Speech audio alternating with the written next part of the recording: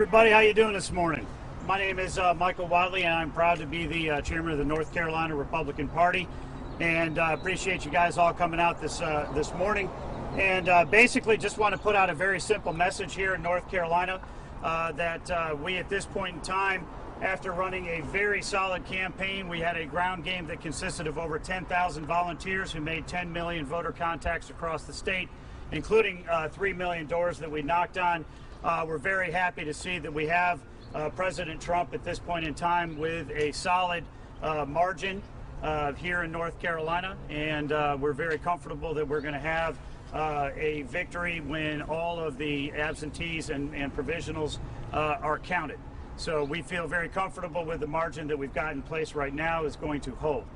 We also feel very confident that Senator Thom Tillis, who has a 97,000 vote margin, that margin is also going to hold when all of the absentees and the provisionals are going to be counted. We understand that the Board of Elections has a process that they need to go through to get those absentees all in and counted by the 12th.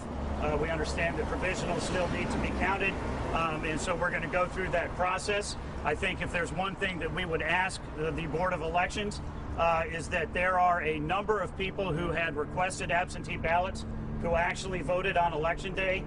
We would like to see that list put out there so we actually know of the 116,000 absentee ballots that are listed as outstanding at this point in time or have been requested, how many of them actually voted in person, because once we have that number, we feel very confident that it's going to be less than the margin for the president, less than the margin for the Senate, which would allow you guys to go ahead and call this state.